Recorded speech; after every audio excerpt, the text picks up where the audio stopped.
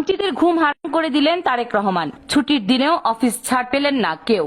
একদিকে দেশের অর্থনৈতিক অবস্থা বেশ নাজুক, আর অন্যদিকে আইন শৃঙ্খলা পরিস্থিতিও পুরোপুরি স্বাভাবিক বা স্থিতিশীল নয়। এমন একটি কঠিন এবং চ্যালেঞ্জিং সময় দেশকে টেনে তোলা এবং একটি স্বাভাবিক অবস্থায় ফিরিয়ে আনা মোটেও কোনো সহজ কাজ নয়। এই পরিস্থিতি সামাল দিতে হলে সাধারণ গতানুগতিক নিয়মে রাষ্ট্র চালালে চলবে না, বরং দরকার অসাধারণ কিছু উদ্যোগ এবং কঠোর পরিশ্রম। আর ঠিক এই জায়গাতেই নতুন প্রধানমন্ত্রী তারেক রহমান এমন কিছু পদক্ষেপ নিচ্ছেন যা তার মন্ত্রিসভার সদস্যদের রীতিমতো ঘুম হারাম করে দিচ্ছে। তিনি পরিস্থিতি সামাল দেওয়ার জন্য একটি ভারসাম্য রক্ষার চেষ্টা করছেন এবং তার মন্ত্রীদের সারাক্ষণ কাজের মধ্যে অর্থাৎ দৌড়ের উপর রাখছেন। তিনি প্রমাণ করে দিচ্ছেন যে মন্ত্রী বা নেতা হওয়া মানে কোনো আরাম আয়েশের বিষয় নয়, বরং এটি একটি বিশাল দায়িত্ব। শুরুতেই তিনি যে চমকগুলো দেখিয়েছেন তাতে দেশের সাধারণ মানুষ বুঝতে পারছে যে এবার সরকার পরিচালনার ধরনে বড় ধরনের পরিবর্তন আসতে যাচ্ছে। দেশে ফেরার পরই তিনি সাধারণ মানুষকে উদ্দেশ্য করে বলেছিলেন যে তার কাছে দেশকে এগিয়ে নেওয়ার জন্য একটি সুনির্দিষ্ট পরিকল্পনা বা প্ল্যান রয়েছে। এখন তিনি যখন সরকার পরিচালনার দায়িত্ব নিয়েছেন তখন ধীরে ধীরে তার সেই পরিকল্পনা বাস্তব রূপ মানুষের সামনে প্রকাশ পেতে শুরু করেছে। তার নেয়া একের পর এক সিদ্ধান্ত দেখে সচেতন নাগরিক থেকে শুরু করে সাধারণ মানুষ সবাই বেশ অবাক হচ্ছেন এবং বিষয়গুলোকে ইতিবাচকভাবে নিচ্ছেন। সবচেয়ে বড় এবং উল্লেখযোগ্য পরিবর্তনগুলো একটি হলো সাপ্তাহিক ছুটির দিনে কাজ করার ঘোষণা। প্রধানমন্ত্রী তারেক রহমান পরিষ্কারভাবে জানিয়ে দিয়েছেন যে তিনি সাপ্তাহিক ছুটির দিন শনিবারও নিয়মিত অফিস করবেন।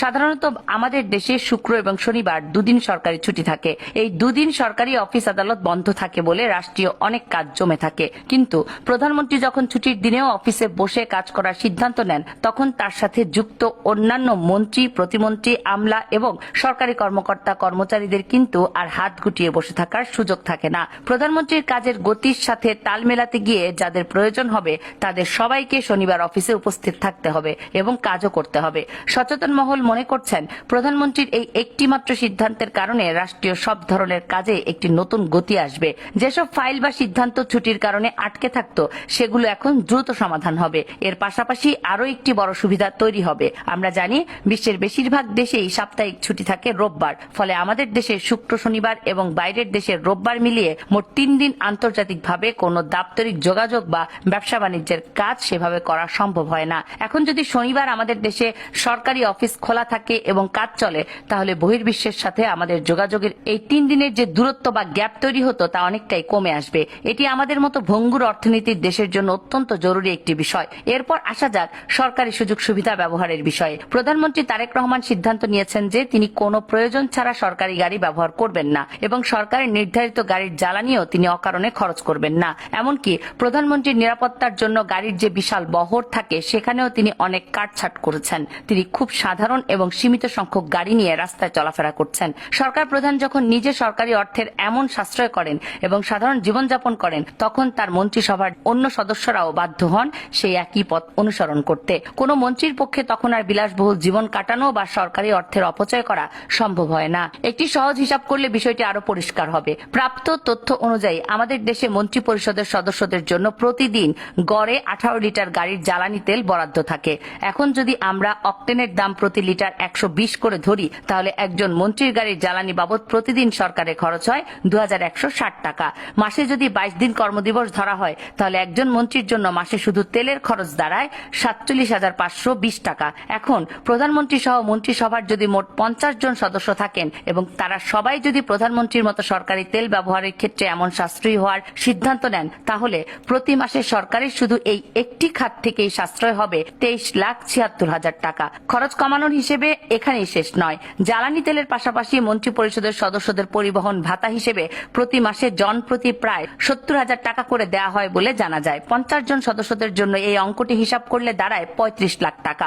অর্থাৎ কেবল গাড়ির রক্ষণাবেক্ষণ এবং জ্বালানি তেলের খরচ যদি কমানো যায় তাহলে প্রতি মাসে সরকারের প্রায় 59 লাখ টাকা বেঁচে যাবে। বছরে এই টাকার পরিমাণ দাঁড়ায় কয়েক কোটি টাকা।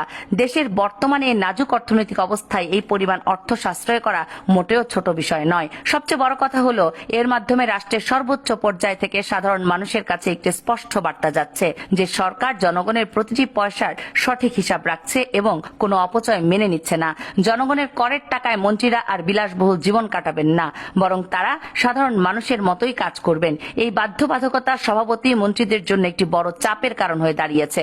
রাস্তায় চলাফেরার ক্ষেত্রে ভিআইপি কালচার বা বিশেষ সুবিধা নেওয়া নিয়ে এদেশের মানুষের অনেক দিনের ক্ষোভ রয়েছে। প্রধানমন্ত্রী তারেক রহমান জাতির উদ্দেশ্যে দেয়া তার সর্বশেষ ভাষণে পরিষ্কারভাবে বলেছেন যে জনগণের ভোগান্তি যে কোনো মূল্যে কমাতে হবে এবং সড়কে আবার শৃঙ্খলা ফিরিয়ে আনতে হবে। প্রধানমন্ত্রী হিসেবে শপথ নেওয়ার পর থেকে তিনি নিজেই এই কথার বাস্তব প্রমাণ দিয়ে যাচ্ছেন। তিনি যখন রাস্তায় বের হন তখন তার জন্য সাধারণ মানুষের গাড়ি আটকে রেখে বা রাস্তা ব্লক করে কোনো যানজট তৈরি হয় না। তিনি খুব স্বাভাবিকভাবে এবং ছোট গাড়ি বহন নিয়ে চলাফেরা করেন। তার এই সাধারণ চলাফেরা সমাজের সর্বমহলে ব্যাপক প্রশংসা কুড়োচ্ছে।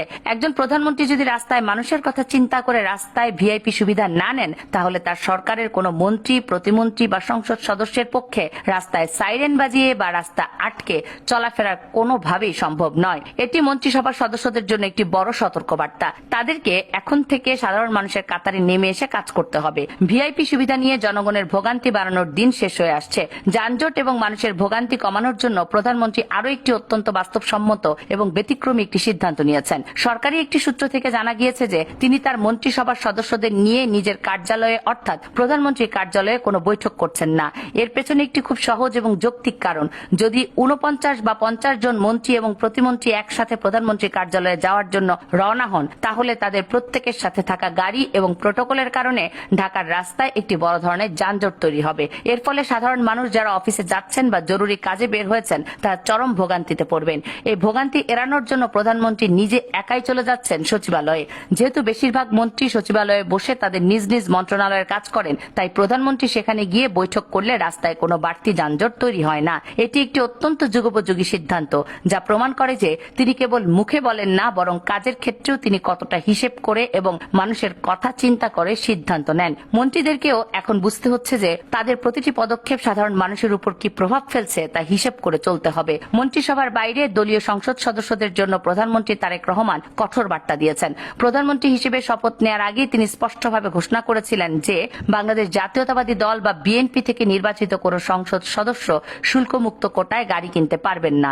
শুধু তাই নয়, সরকারের কাছ থেকে কোনো সংসদ সদস্য নিজের নামে কোনো প্লট বা জমিও বরাদ্দ নিতে পারবেন না। আমাদের দেশের রাজনৈতিক সংস্কৃতিতে সংসদ সদস্য হওয়া মানে শুল্কমুক্ত সুবিধায় দামি গাড়ি কেনা এবং সরকারি প্লট নেওয়াটা একটি সাধারণ প্রথা হয়ে দাঁড়িয়েছিল। কিন্তু তিনি সেই পুরনো প্রথাটা একেবারেই ভেঙে দিয়েছেন। এই সিদ্ধান্তের মাধ্যমে তিনি প্রমাণ করেছেন যে রাজনীতি বা সংসদে যাওয়া মানে নিজের ভাগ্য পরিবর্তন করা বা আখের গোছানো নয়, বরং এটি হলো পুরোপুরি সাধারণ মানুষের সেবা করার একটি জায়গা। সংসদ সদস্যরা যখন জানবেন যে তারা এমপি হয়ে ব্যক্তিগতভাবে কোনো বিলাসবহুল সুবিধা পাচ্ছেন না, তখন স্বাভাবিকভাবেই তাদের মনোযোগ থাকবে এলাকার উন্নয়ন এবং সাধারণ মানুষের কল্যাণের দিকে। এই সব বিষয় খুব গভীরভাবে পর্যবেক্ষণ করলে বোঝা যায় যে প্রধানমন্ত্রী তারেক রহমান দেশের রাজনীতি এবং সরকার পরিচালনার ক্ষেত্রে সম্পূর্ণ ভিন্ন কিছু করতে যাচ্ছেন।